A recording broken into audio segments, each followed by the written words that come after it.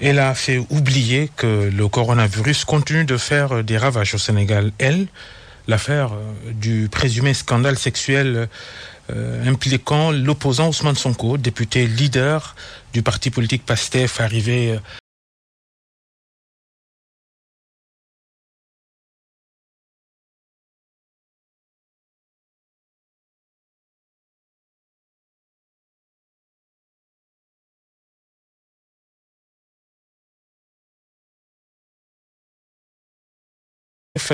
Ousmane Sonko a refusé de répondre à la convocation des enquêteurs parce qu'il s'est prévalu, et légalement d'ailleurs, de son immunité parlementaire. Alors la justice, via le ministère de tutelle, a saisi l'Assemblée nationale aux fins de lever l'immunité de Sonko. Bonjour Bassirou Diomaye Faye. Bonjour Babacar. Merci d'avoir répondu à notre invitation. Bassirou Diomaye Faye, coordinateur du mouvement national des cadres de PASTEF. Le lundi dernier, jour de la convocation avortée d'Ousmane Sonko à la section de recherche de la gendarmerie, un rassemblement devant l'une des résidences de votre leader a débordé en manifestation violente, arrestation puis emprisonnement d'une vingtaine de personnes, et vous dénoncez. Oui, je vous remercie Babacar et vous rassure que c'est toujours un plaisir de fréquenter vos locaux pour partager ce plateau-là et évidemment nous entretenir avec vos auditeurs, les Sénégalais qui s'intéressent à ce que nous faisons et qui suivent aussi l'actualité du parti, l'actualité du pays de façon globale. Vous avez effectivement raison de le rappeler, c'était des sympathisants des Sénégalais, des militants certainement, mais aussi des Sénégalais qui ne sont pas du tout encartés, mais qui sont épris de justice et de liberté, de démocratie surtout, qui se sont spontanément rassemblés au domicile du président Ousmane Sonko pour lui apporter son soutien et empêcher que l'arbitraire qu'elle présageait ne se passe. Et je pense que ils étaient venus sans aucune intention de vivre ce qu'ils ont vécu, à savoir être gazés par les forces de l'ordre qui n'avaient absolument pas grand-chose à faire sur place. Et malheureusement, les débordements qui ont eu lieu ont abouti à ce qu'il y a à déplorer aujourd'hui, c'est que nous avons parmi ces soutiens-là une vingtaine qui est écrouée et qui est placée sous mandat de dépôt avec des chefs d'accusation totalement inacceptables. Donc nous le dénonçons, mais nous dénonçons aussi les conditions de leur arrestation, les conditions de leur garde à vue et les sévices et traitements dégradants dont ils ont fait l'objet, les actes de torture qui ont été perpétrés sur eux pour leur extorquer. Vous le dites sur la base de simples témoignages qu'ils vous ont fait. Nous avons nous-mêmes acheté des ordonnances parce qu'il y en avait parmi eux qui éprouvaient des douleurs atroces au niveau des parties génitales, et cela ne peut avoir lieu qu'au regard de ce qu'on leur a fait subir dans les lieux de détention. Ils ont été l'auteur de ces violences assez flagrantes, des véhicules incendiés, des édifices privés, publics caillassés. Vous en dites quoi, ça? Non, je pense qu'ils sont arrêtés, comme d'autres ont été arrêtés pour les mêmes raisons et qui ont été classés. Leur dossier a été classé sans suite. Oui, parce qu'il y a une vingtaine aussi, j'en arrive à cette vingtaine-là. Libérée, relâchée. Exactement. Il y a eu 21 personnes qui ont été libérées et qui étaient arrêtés pour les mêmes faits. Donc, on considérait qu'ils auraient pu commettre ces actes-là. L'instruction de leur dossier a montré qu'ils n'en étaient pour absolument rien du tout. Or, ils ont passé 3 jours en garde à vue. La deuxième chose, c'est pour la vingtaine restante. J'ai eu le témoignage de l'un d'entre eux qui me dit hier, beaucoup de camarades qui sont l'objet de poursuites aujourd'hui le sont en raison de leur analphabétisme. Il me dit, moi, quand on m'a lu le PV d'enquête de police, j'ai dit, moi, ça, je ne l'ai jamais dit. J'ai jamais dit que je ne voulais pas d'un avocat et j'ai jamais rien reconnu de ce que vous avez mis dans votre PV. Je veux un avocat. Et il leur a dit que je ne signerai pas ce PV-là. Ils ont été obligés de revoir ce PV et c'est le PV qu'il a signé finalement qu'il a disculpé et qu'il a permis de sortir avec un dossier classé sans suite. Je rappelle que aujourd'hui, en l'état du droit positif sénégalais, quand vous êtes arrêté et que vous êtes entendu, vous avez le droit d'être assisté par un avocat. Et le policier enquêteur doit vous signifier ce droit-là, et sauf si vous y renonciez, il n'y a pas de raison qu'on vous entende à l'absence de votre avocat. Or, je vois mal comment, après des débordements du genre, que des jeunes arrêtés, certains même n'avaient rien à voir avec, n'étaient pas venus apporter un soutien. Il y a même un militant d'un parti politique qui n'est pas de notre parti politique, en tout cas selon ce qu'il a déclaré, qui a été arrêté. Je vois mal qu'est-ce qu'il aurait fait, pourquoi il serait là à caillasser juste pour soutenir un leader qui n'est pas le sien. Et devant de tels faits, je ne pense pas qu'on puisse aller jusqu'à la torture, parce qu'il n'y a rien d'absolument prémédité ou rien d'absolument voulu suite à quelque chose d'organisé qui est abouti à ça.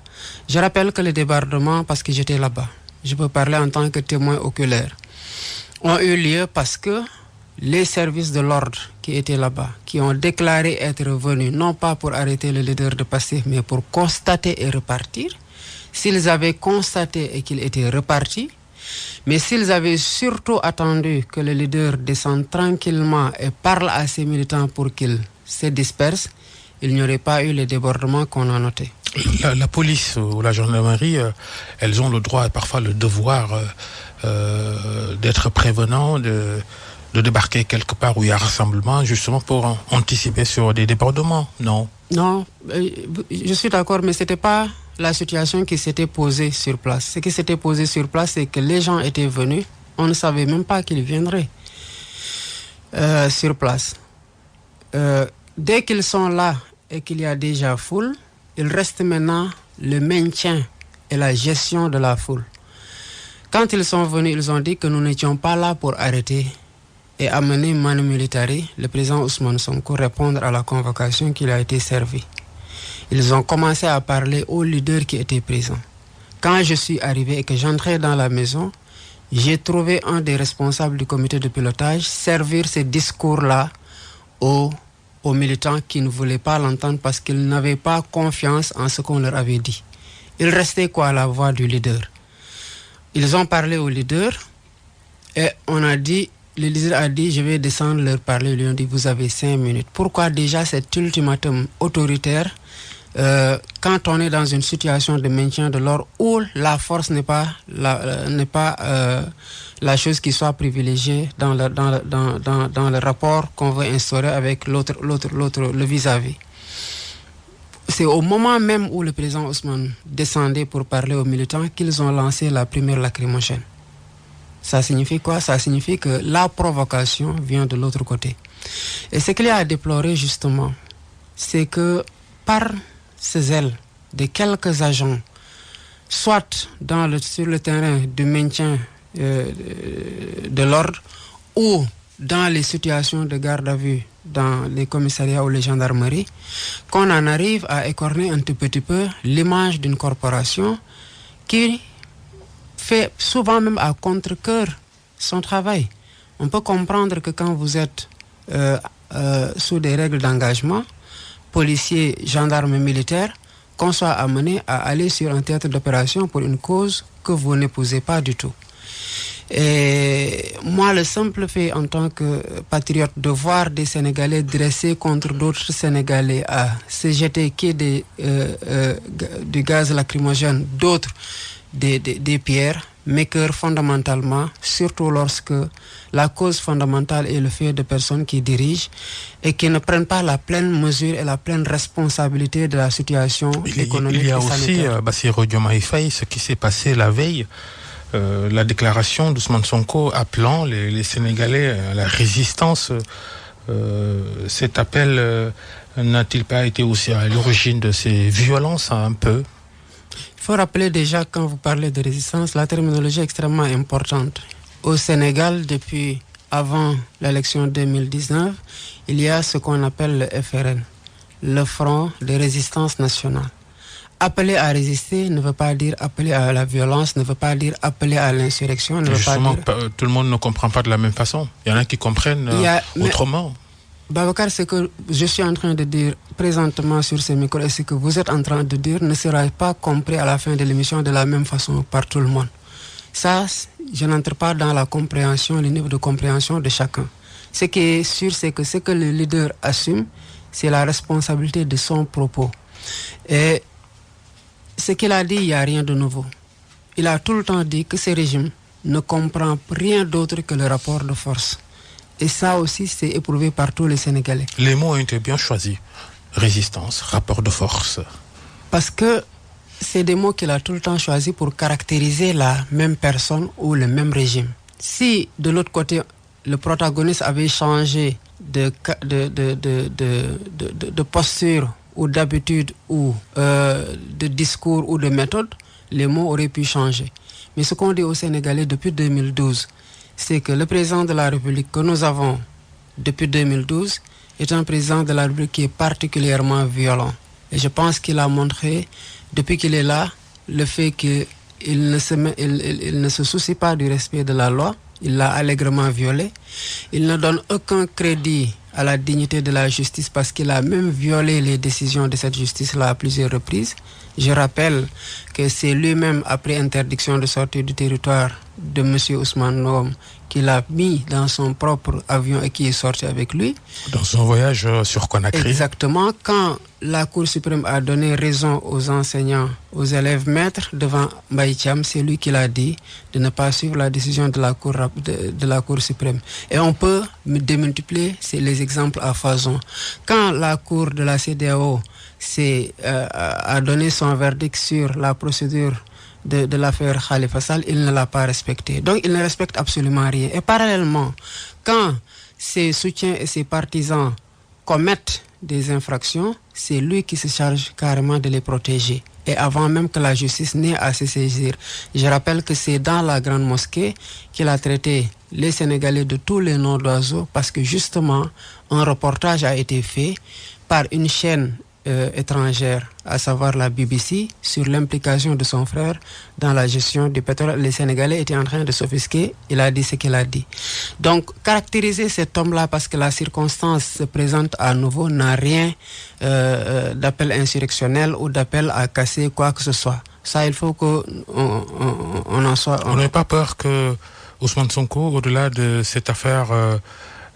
de ce fait divers, cette affaire de mœurs présumée, vous n'avez pas peur qu'on lui accroche une autre inculpation allant dans ce sens d'appel à insurrection, de trouble à l'ordre public, peut-être même d'atteinte à la sûreté de l'État?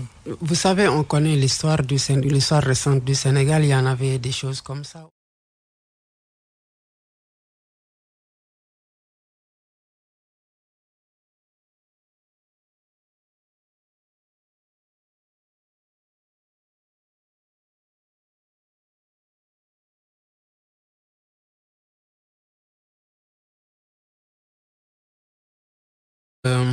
D'absence de gentleman, de comportement de gentleman démocratique, si je peux l'appeler comme ça, de la part de ces régimes-là. Franchement, ce qui me semble capable de s'élever au niveau de responsabilité et de maturité politique et démocratique où ils doivent être au regard de l'histoire même politique de notre pays. Vous ne serez pas surpris si Ousmane Sonko est également inculpé pour ces violences qui se sont déroulées lundi autour de chez lui? Ousmane Sonko n'a aucune responsabilité dans ces violences-là. Pourquoi on l'inculperait?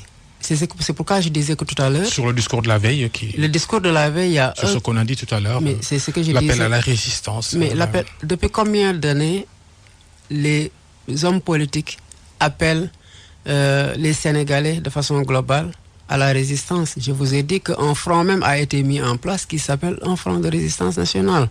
On se rappelle tous de tous les propos que le président Macky Sall a écrits. Je pense qu'on s'en délecte encore sur Facebook par rapport à son appel au combat dans la rue, ce que le président Ousmane Sonko n'a pas dit et n'a jamais dit.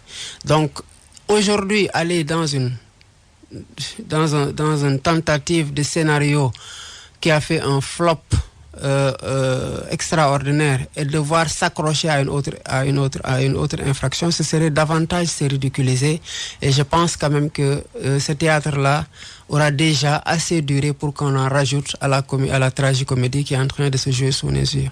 Il y a aussi cette sorte d'état de siège dans lequel Dakar, surtout la capitale, s'est retrouvée à un moment, surtout quand il s'agissait de l'examen par le bureau de l'Assemblée nationale de la demande de levée de l'immunité parlementaire de Ousmane Sonko. Même les représentations diplomatiques ont alerté leurs ressortissants ou agents de ne pas faire des déplacements non essentiels, de rester chez eux. On installe le pays quand même dans une situation assez sensible. Oui, je reprendrai juste votre phrase en remplaçant le on qui ne désigne aucun responsable par le principal responsable, à savoir le président Macky Sall et son régime. C'est eux qui, en pleine situation de marasme économique accentué, parce que le marasme était déjà là, mais accentué par la pandémie, devant le lot de morts avec la deuxième vague que l'on connaît, et ce qu'il dénombre en termes de victimes de la Covid dans les centres de traitement n'a rien à voir avec ceux qui décèdent du Covid et qui ne sont pas partis dans les hôpitaux, et on sait que ça existe. C'est cet homme-là qui, au lieu de prendre cette situation-là à bras de corps, s'est mis à comploter. Donc tout ce qui suit, c'est des dommages collatéraux de son comportement d'apprenti despote, d'apprenti dictateur dans les abus desquels il est entré depuis 2012. Donc c'est lui le principal responsable.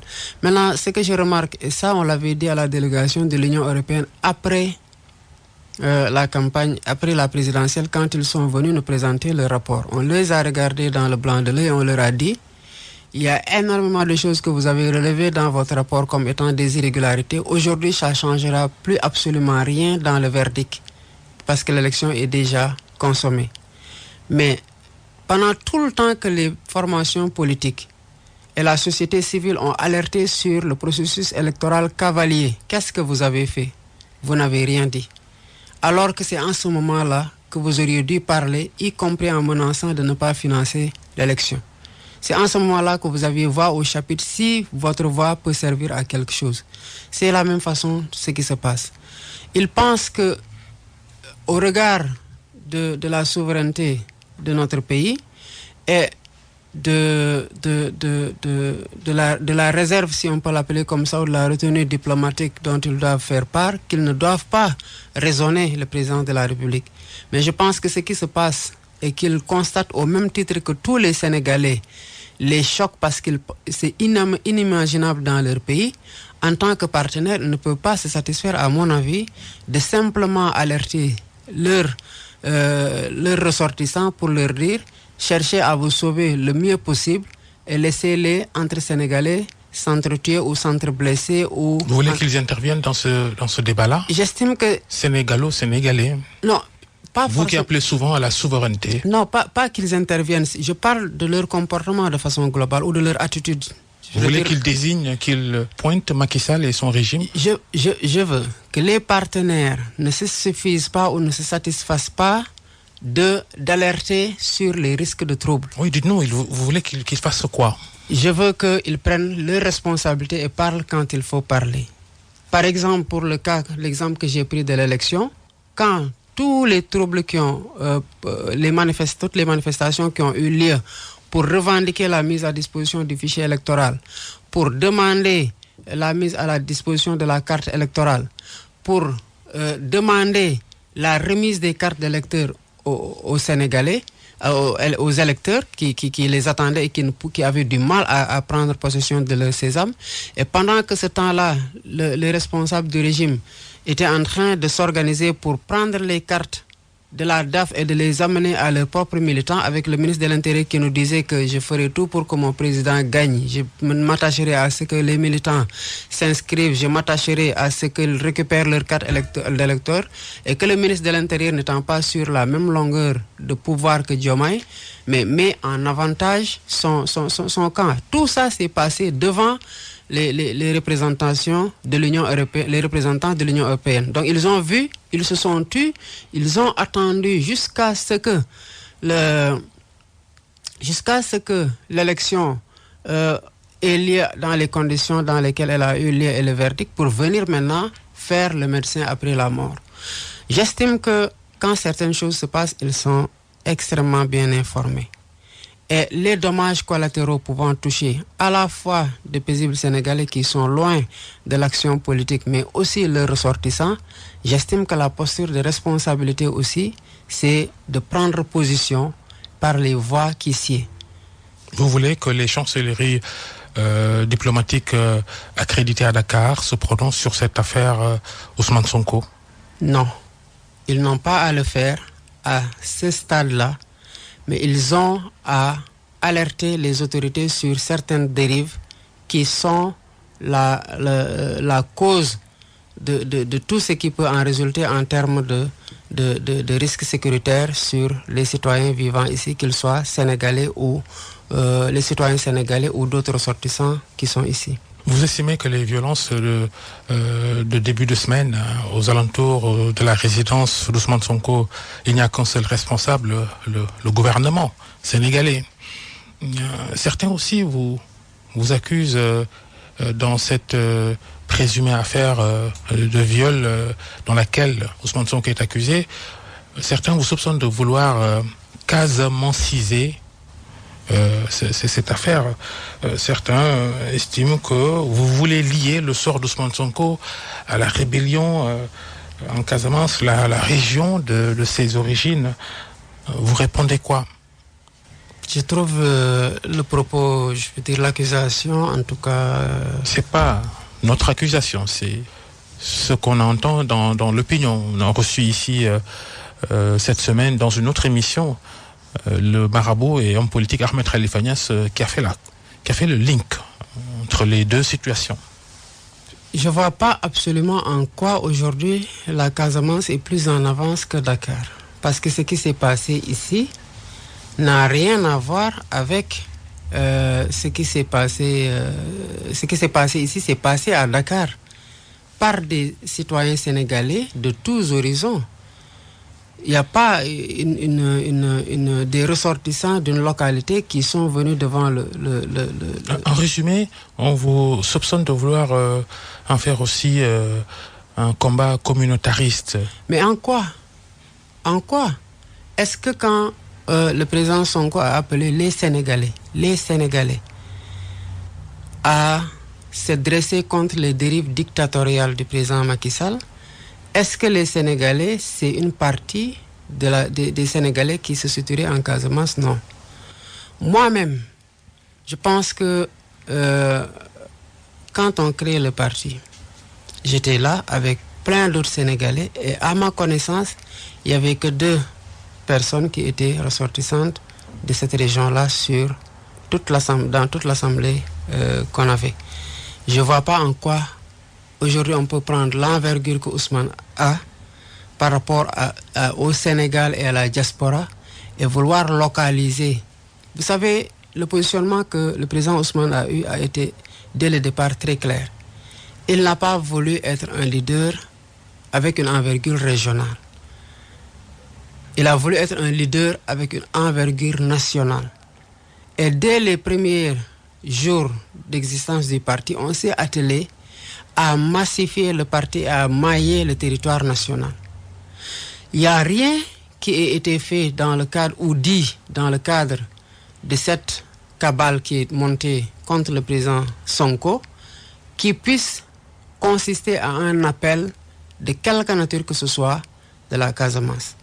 Maintenant, ce n'est pas parce qu'on manifeste à Dakar, on manifeste dans les autres départements et que la Casamance, qui est partie intégrante du Sénégal, que que les citoyens sénégalais qui sont en Casamance et qui ne sont pas d'accord par rapport à ce qui se fait n'auront pas le droit aussi de manifester au même titre que l'ensemble des Sénégalais qui sont sur le territoire. Il y a eu des manifestations, oui, à Ziguinchor, à Bignona, avec également là-bas des arrestations. Alors demain, lundi, Bassirou Diomaye Faye, l'Assemblée nationale va mettre sur pied la commission ad hoc chargée d'examiner cette demande de levée de l'immunité parlementaire d'Ousmane Sonko, commission ad hoc qui doit auditionner le concerné, a priori. C'est ce que dit le règlement de l'Assemblée nationale.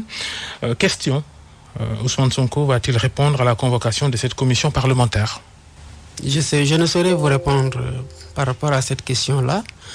Je pense qu'on en est encore loin. Ce dossier-là n'a pas fini de connaître beaucoup de péripéties.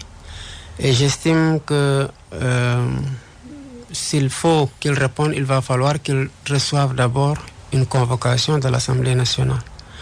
Quand il va recevoir cette convocation-là, comme il en avait procédé avec la convocation de la section recherche, il va en délibérer avec ses conseils et il prendra la décision qui s'y est.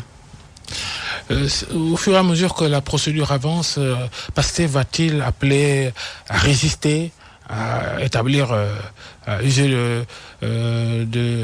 manifester, pour faire simple? Je pense que ce n'est pas Pastef qui manifeste. Nous avons un leader d'envergure nationale, je pense que cela ne se démontre plus, qui, face à une situation, a parlé au peuple sénégalais.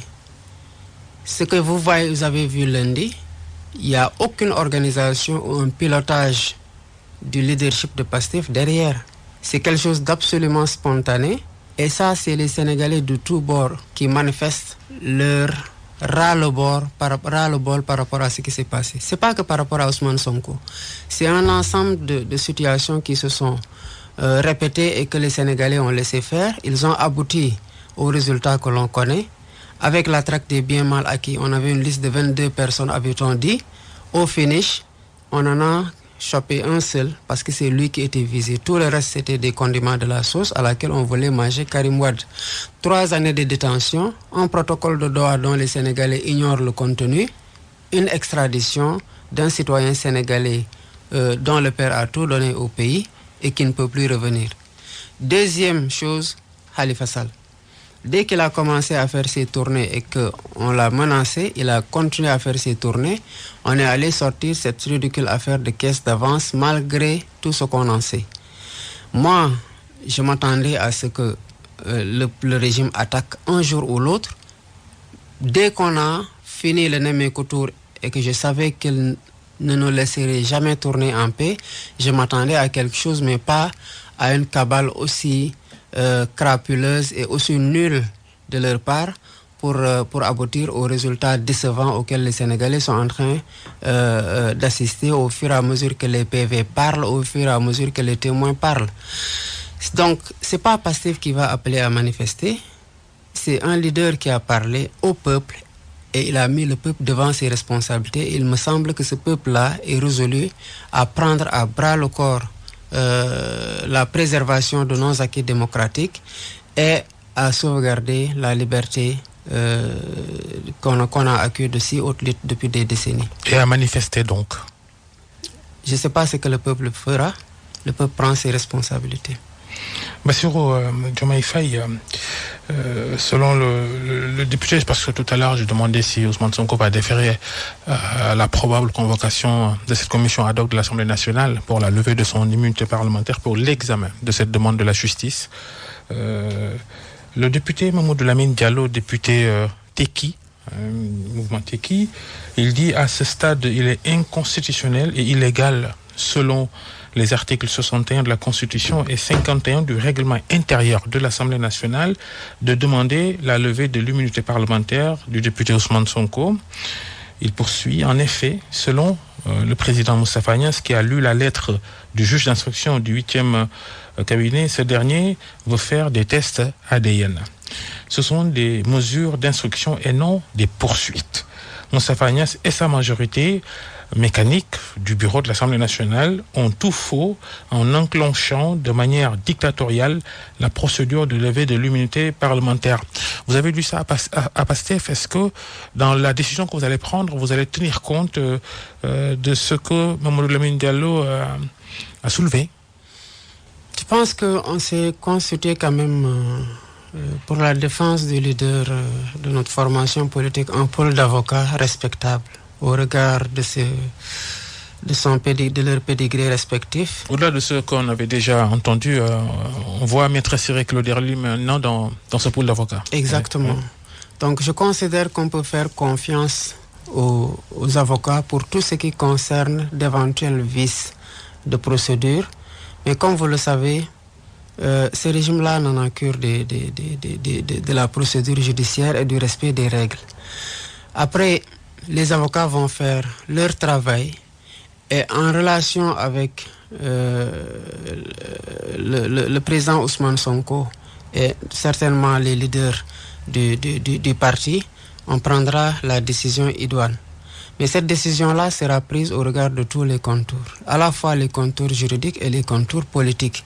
Et je pense qu'au finish, elle sera encore aussi lucide que la décision que le président Ousmane Sonko a récemment prise de ne pas aller déférer à la convocation de la section recherche qui lui a été envoyée en foulant au pied au passage son immunité parlementaire. Pourquoi vous criez tout de suite au complot politique pour une affaire présumée de mœurs? Parce qu'on était averti depuis bientôt plus de 2 ans, disons presque 3, et que ces derniers mois-là, depuis la période du couvre-feu, les alertes s'étaient multipliées. Quel type d'alerte aviez-vous reçu? Mais on nous avait dit clairement et à multiples reprises par plusieurs personnes qui ne se connaissent même pas, que le pouvoir était en train de comploter contre le président Ousmane Sonko et que là où il comptait intervenir, c'est le salon de massage qu'il fréquentait et qu'ils allaient lui coller une histoire de mœurs pour pouvoir le liquider politiquement. Assez surréaliste. On vous avait parlé de ce salon de massage avant et de faire attention, et Ousmane Sonko qui continuait de fréquenter ce salon on va dire salon de beauté pour être exact. Moi, je pense qu'il en était, qu'il n'y a absolument rien à se reprocher. Il n'avait pas jugé nécessaire au regard de ce qui avait conduit au choix de ce lieu-là pour ce qui est des prescriptions médicales qui ont été faites. Il n'avait pas jugé bon, par peur de ce qui se passe aujourd'hui, de ne pas s'y rendre. Parce qu'il considère qu'il y allait pour des prescriptions médicales et qu'on ne peut pas, par la psychose ou le complot dont on l'avait informé, l'empêcher de continuer à prendre son traitement. Un peu invraisemblable ce que vous dites, Bassirou Diomaye Faye. On ne peut pas se suicider, entre guillemets, quand on vous dit n'allez pas à tel endroit parce qu'un piège vous y attend. Oui, mais vous savez, quand vous allez dans une maison où vous avez une famille qui est là-bas, l'épouse, vous avez le mari, vous avez ses enfants et ses employés, vous ne pouvez pas vous attendre à la pièce théâtrale qui est en train de se jouer sous nos yeux. Parce que sur les lieux, il est absolument impossible que quelqu'un puisse penser même commettre un viol. Vous entrez dans une maison où vous avez des caméras de surveillance. Vous avez des employés qui se mettent à 2 pour faire la thérapie qui est exercée sur vous. C'est pas le lieu indiqué pour des thérapies comme celle-là. Ah si, pourquoi vous le dites? C'est un salon de beauté qui, par définition, n'a même pas le droit d'offrir des services de massage corporel. Attention, vous faites erreur parce que le salon dispose d'un agrément, justement, pour faire le service dont il était en train de bénéficier là-bas. Ça, c'est la première chose. La deuxième chose, c'est que si vous fréquentez un salon de massage depuis 2019, c'est parce que vous vous rendez compte que par rapport au soulagement des douleurs en raison desquelles vous le fréquentez, vous êtes satisfait. Est-ce que ces problèmes de douleur au dos, ces problèmes de santé-là, Ousmane Sonko l'avait mis dans son dossier de candidature à la présidentielle, son bulletin de santé l'avait signalé, oui ou non? Est-ce que le bulletin de santé était réclamé parmi les pièces pour arriver à pour candidater? Non. La loi dit, pour le dossier de candidature est constitué de telle pièce. Et vous fournissez telle pièce. C'est tout. Quand vous parlez de complot, on peut résumer le scénario comme ça, Macky Sall qui est derrière Adji Sarr. C'est ce que vous dites. Oui, parce que tout ce qui se passe, soit est commandité ou béni. On ne peut pas aujourd'hui, comme il l'a dit, prendre le risque avec ce à quoi on est en train d'assister et que le président de la République se dise qu'il est absolument étranger à ce qui se passe. Vous vous dites quoi? Que les dés sont déjà pipés? Que le sort d'Ousmane Sonko est déjà scellé? Non, loin de là. Loin de là. On ne peut pas, avec un scénario aussi loufoque, sceller le sort du président Ousmane Sonko comme ça. C'est leur objectif. Cette cabale-là, elle ne vise que ça. Mais cette cabale-là est vouée à l'échec. Parce qu'il n'y a absolument rien de cohérent dans ce qui a été dit. On est en train de faire croire aux Sénégalais qu'une personne, la personne la plus traquée par le régime, un régime qu'il caractérise comme étant violent depuis des années, à plusieurs occasions, il a dit que s'ils avaient une once d'infraction à me reprocher, j'aurais été déjà derrière les barreaux. Ça, pour ceux qui suivent le président Ousmane Sonko, il l'a dit et redit à plusieurs reprises. Donc, il était conscient de ce qu'il avait comme vis-à-vis. Ensuite, cette personne-là, vous pouvez mettre dans la tête des Sénégalais qui étant conscients de tout ça, est parti dans une maison où il y a des personnes qui y vivent, au moins 7. Quand vous prenez la propriétaire qui potentiellement aurait pu être là-bas, ses enfants, son mari et ses employés, et entrer dans une maison où il y a des caméras de surveillance et le voisinage, et s'est permis de sortir 2 pistolets, de braquer une masseuse qui n'a rien dit, qui n'a rien crié pour que quelqu'un l'entende, qui s'est laissé faire, qui s'est laissé violer une première fois suivant ce scénario-là, une deuxième fois suivant le même scénario, une troisième fois, une quatrième fois et peut-être une fois parce qu'on a dit viol répétitif. On ne sait pas, peut-être que, puisque depuis 2012 que ça dure, peut-être que ça fait 1 an dans sa tête et de ce qu'il veut accréditer dans la tête des Sénégalais. Une fois à subir cette chose-là sans avoir jamais rien dit. Ça, ce scénario-là, c'est pas avec ça qu'on va sceller le sort du président Ousmane Sonko. C'est trop gros, c'est même pas cousu de fil blanc, c'est cousu d'une corde blanche. Ne rien dire ne signifie pas ne pas subir. C'est pas parce qu'elle n'a rien dit que rien ne s'est passé. Est-ce que c'est pas l'enquête qui doit établir tout cela? Qu'est-ce qui aurait pu lui empêcher de dire? Parce que le viol, c'est quoi? C'est un acte de conjonction sexuelle non consenti par l'une des partenaires. Si vous n'êtes pas d'accord et qu'on vous force avec tout ce que ça peut avoir comme corollaire d'atteinte psychologique et tout. Mais dès qu'il part, vous retrouvez la liberté si vous n'aviez peur que de parler sous la menace d'armes.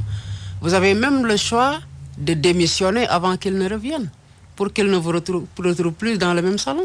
Ne serait-ce que ça. Donc vous ne faites rien de tout ça. Vous n'en parlez pas à votre employé. Vous lui servez un discours absolument contraire avec tout ce qu'on a comme pièce du puzzle mal ficelé pour aboutir à une thèse. Non, je pense que ça n'entre dans aucune tête d'un Sénégalais lucide et rationnel. C'est pas avec ça qu'on va mettre hors de compétition un adversaire politique. Aujourd'hui, avec le recul, avec tous les développements sur cette affaire-là, vous vous dites pas que Ousmane Sonko a peut-être commis une erreur non, d'avoir fréquenté ce salon de beauté? Non, vous savez, quand vous avez un régime qui est dans la basse politique, si je peux l'appeler comme ça, et qui ne cherche pas à être dans la grandeur démocratique, tout est possible.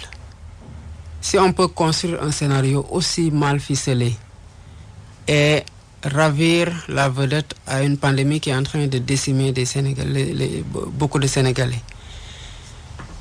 Mais vous êtes capable, n'eût été cette opportunité-là de salon, du pire que ce pire scénario-là. Ils sont capables du pire que ce scénario-là. Parce que beaucoup de personnes peuvent dire maintenant si. Mais avec des si, on peut effectivement se dire beaucoup de choses. Moi, je peux me dire, mais si je vais dans un salon qui est dans une maison, si cette maison a des caméras, s'il y a des témoins, si je me fais masser par 2 masseuses, si je m'assure que le salon a un agrément, il n'y a rien de possible. Ça aussi, c'était des si. Hein. Le saviez-vous? Saviez-vous que Ousmane Sonko fréquentait ce salon de beauté? Non, pas particulièrement celui-là. Moi, j'étais au courant des douleurs qu'il éprouvait. Et lors de mon voyage même en France en 2018, je l'avais acheté un dispositif à accrocher sur une chaise et qui était en massage automatique. Mais vous savez, celui qui souffre de douleur est le seul aussi à pouvoir dire ce qui le soulage réellement par rapport à ces douleurs-là. Mais comme vous disiez, est-ce qu'avec le recul, je dis, on n'en est pas à l'heure de l'évaluation. Mais quand tout sera plus calme, et je l'espère que ce le sera bientôt, naturellement, le parti fera l'évaluation sur tous les plans de la façon dont nous avons encore été attaqués, de la façon dont nous avons réagi, qu'est-ce qui a marché, qu'est-ce qui n'a pas marché. Je pense que ce volet-là n'est pas seulement le volet de l'appréciation personnelle d'une décision que le leader a prise, c'est comment le parti en tant qu'organisation a su réagir. Parce que les attaques contre notre formation politique, c'est pas la première fois. Je me rappelle être venu sur ce plateau-là dans une autre émission et vous me rappeliez que nous avions dit que nos fiches de parrainage, les gendarmes sont descendus, qu'on n'avait pas de preuves, etc. Mais à la fin de la journée, c'est-à-dire au 6 février 2020, on a eu une condamnation, 2019, on a eu une condamnation du gendarme Nicolas Mendy qui était effectivement entré dans les locaux. On a connu l'affaire Maria Massagna, jusque-là ça n'avance pas. On a eu l'attaque de nos sièges et même l'actuel siège, on s'est tellement de fois attaqué à la photo qu'on a mis en affiche que la photo est aujourd'hui luisante d'huile qu'on a essayé de mettre là-bas. Donc je pense qu'on est habitué à être attaqué. Malheureusement, les Sénégalais ne voient pas ça. Et à un moment donné aussi, il va falloir qu'on sache dire stop, en tout cas, ou au moins nous protéger et protéger nos leaders et nos militants. Pour revenir au fait, on en est qu'à l'enquête préliminaire menée par la section de recherche de la gendarmerie en attendant de voir ce qui se passe à l'Assemblée nationale, dont le premier acte ou deuxième après la réunion du bureau du Parlement demain lundi, la mise sur pied de cette commission ad hoc chargée d'examiner cette demande de la justice, demande de levée de l'immunité parlementaire d'Ousmane Sonko, au fin surtout de prélever son ADN. Est-ce qu'il va se soumettre à ce probable possible examen médical, prélèvement de son ADN pour confronter avec ce qu'on a trouvé chez la présumée victime? Et ce qu'on a trouvé chez la présumée victime, on l'a trouvé où? Et c'est quoi? Pourquoi aller se confronter à quelque chose dont on ignore totalement la provenance? Est-ce qu'il y a un échantillon témoin de ce qui a été, entre guillemets, prélevé chez la présumée victime? Qui est détenteur de cet échantillon témoin-là éventuellement? Parce qu'à chaque fois qu'il y a expertise, il y a contre-expertise. Il ne suffit pas de passer, prélever je ne sais quoi chez le président Ousmane Sonko pour faire des analyses et revenir dire que... Il ne va pas faire ce test ADN? J'en sais rien. Je suis en train de réfléchir en tant que personne lucide. Si aujourd'hui, moi, Bassirou Diomaye Faye, on voulait prélever mon ADN, mais je dirais, mais mon ADN, vous le prélevez pour le comparer à quoi? Est-ce que vous avez comme étant le comparable là?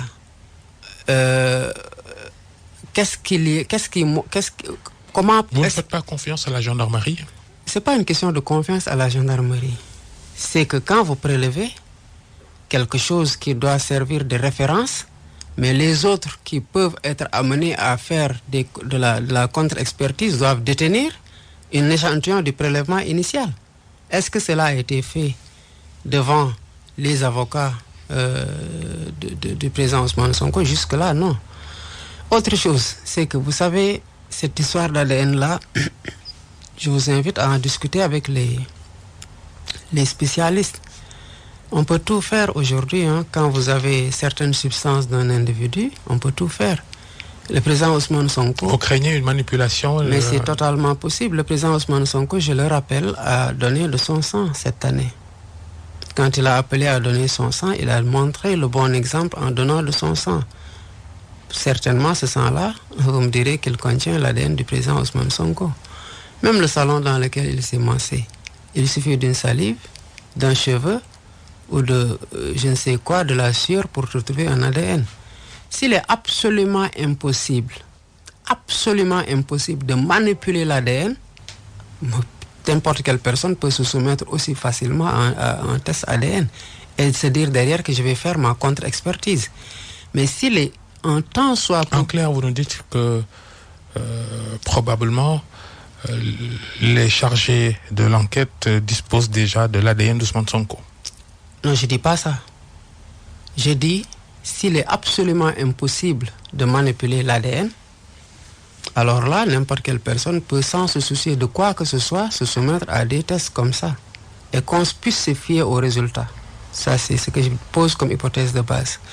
Mais s'il est possible, un temps soit peu, de manipuler un ADN en ayant à sa disposition un cheveu, de la salive, des larmes, de la sueur ou du sang, comme le président Ousmane Sonko en a donné à hauteur de 500 litres cette année, mais alors vous comprendrez avec moi qu'on puisse se méfier de cette procédure de test et des résultats qui peuvent en découler. 500 millilitres, 500 millilitres peut-être. Qu'est-ce que j'ai dit? 500 litres. Non, 500 litres. Il ne lui restera plus rien.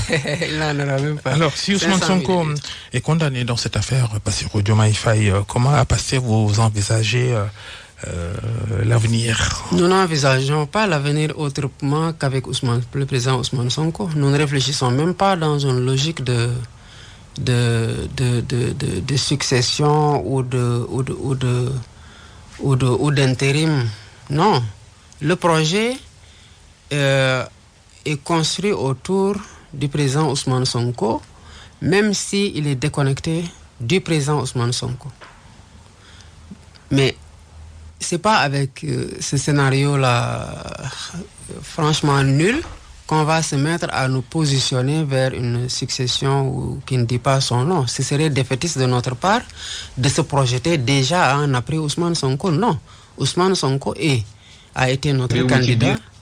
Nous sommes allés le chercher pour qu'il dirige ce parti-là quand personne ne le connaissait. Ne connaissait ni le parti ni le président Ousmane Sonko pour qu'il amène le parti à ce stade-là. Mais la finalité n'a jamais été de faire de Pastef un appareil politique puissant et du président Ousmane Sonko un leader politique puissant. Ça n'a jamais été la finalité. La finalité, c'est de transformer qualitativement la vie des citoyens sénégalais sur tous les plans, mais en donnant au président Ousmane Sonko et à son équipe les leviers de transformation, à savoir le pouvoir. Vous êtes en tout cas l'un de ses tout premiers compagnons, Bassirou Diomaye Faye. Merci d'avoir accepté notre invitation. Je disais, l'un de ses tout premiers compagnons dans Pastef. Vous aviez partagé le même métier, inspecteur des impôts. Vous êtes la promotion 2007 de l'École nationale d'administration, l'ENA. Là, vous occupez les fonctions de chef de bureau du contentieux à la direction de la législation et de la coopération internationale à la DGID, la Direction générale des impôts et domaines. Syndicaliste aussi.